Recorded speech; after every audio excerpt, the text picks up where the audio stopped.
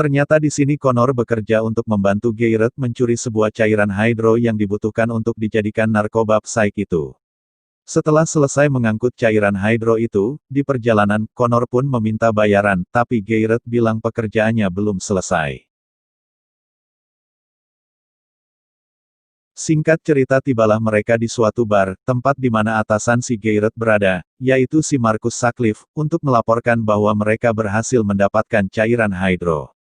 Di sini Connor pun bertemu dengan seorang wanita. Saya kasih bocoran, kalau wanita ini mempunyai kekuatan yang dapat menyembuhkan luka atau penyakit seseorang dengan memindahkannya ke dirinya sendiri. Sungguh kekuatan yang merugikan ya menurut saya. Tak lama Connor pun diantar pulang sama si Garrett, tapi si Garrett menawarkan lagi pekerjaan dengan bayaran yang lebih tinggi. Singkat cerita Connor pun ketagihan bekerja dengan si Garrett karena jelas cuannya lebih banyak. Selama si Connor bekerja dengan si Garrett, si Connor dilatih sama si Garrett agar kekuatannya bisa lebih maksimal dan dapat dikendalikan. Dan akhirnya si Connor pun semakin mudah mengendalikan kekuatannya.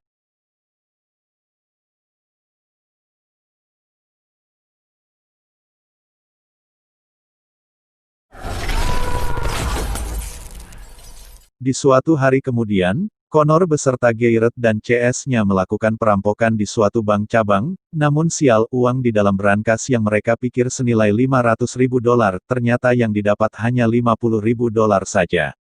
Karena bank itu sudah memindahkan uang sebagian besarnya ke bank pusat sebelumnya, lebih cepat sedikit dari yang mereka kira. Tibalah mereka di bar tempat Marcus berada. Marcus marah akan hasil yang didapat Garrett dan CS.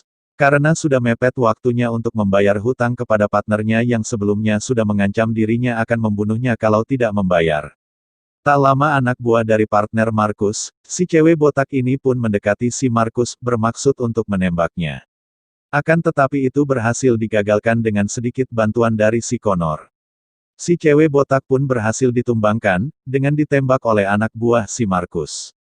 Tibalah scene di mana wanita bar bernama Nia ini yang sebelumnya pernah bertemu dengan Connor menggunakan kekuatannya kepada si Connor, yang di mana luka sayatan di tangan Connor akibat insiden tadi, disembuhkan begitu saja sama si Nia ini. Connor pun tercengang.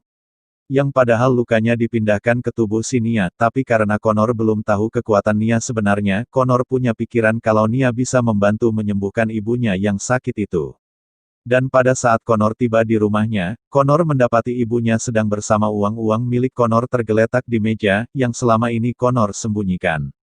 Lalu ibunya pun bilang sudah menelpon kantor tempat Connor bekerja, karena Connor sebelumnya mengaku mendapat uang itu hasil dia kerja lembur di kantor. Dan ya, kata orang kantor bilang bahwa mereka tidak mengenal sama sekali dengan si Connor. Kecurigaan ibunya pun terjawab sudah, ibunya marah sekali kepada Connor. Selagi mereka berdebat, ibunya Connor pun pingsan, dan Connor pun membawa ibunya ke rumah sakit, dan dokter di rumah sakit bilang ibunya harus segera dioperasi. Karena tumornya semakin membesar sampai menekan tengkorak kepala ibunya, yang menyebabkan kekuatan ibunya tak terkendali.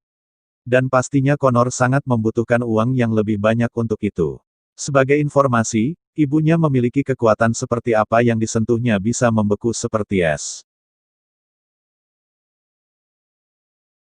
Dan ketika si Connor keluar dari rumah sakit, si Connor ditemui oleh dua orang polisi, Park dan Davis itu, yang selama ini mencurigainya atas keterkaitannya dengan kasus-kasus akhir-akhir ini. Connor pun dibawa ke kantor mereka. Dan terjadilah kesepakatan di antara mereka, belum tahu persis apa, yang jelas si Connor dibebaskan begitu saja. Dan tak lama si Garrett menjemputnya di pinggir jalan. Connor pun meminta pada si Garrett untuk bertemu Marcus. Tibalah mereka di tempat Marcus berada. Lalu Connor pun membuat kesepakatan dengan Marcus. Jika Connor berhasil membantu untuk mendapatkan kembali narkoba Psyche yang disita polisi, Connor meminta Marcus untuk membebaskan Nia. Dan Marcus pun menyepakatinya.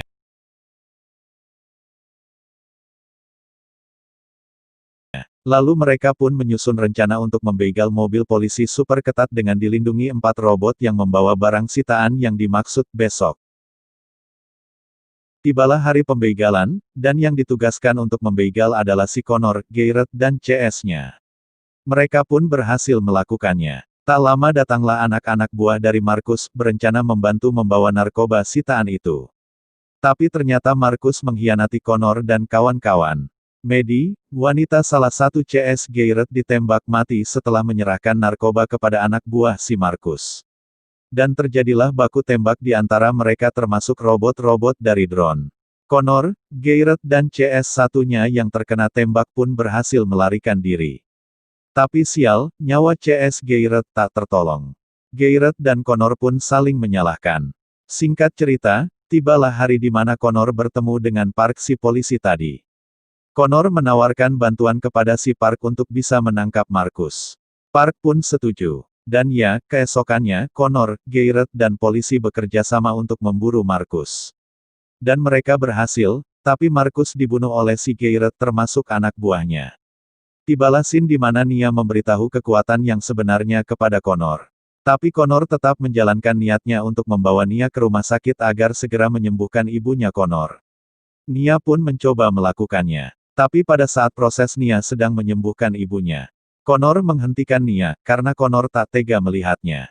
Ibunya Connor pun tersadar dan sempat memanggil Connor, dan akhirnya ibunya meninggal. Setelah itu, Connor dan Nia pergi. Connor berniat menyerahkan diri ke kantor polisi, bermaksud untuk memperbaikinya. Dan tibalah scene, di mana dua polisi Batman dan Robin alias Park dan Davis mendapat penghargaan kembali. Dan tamat.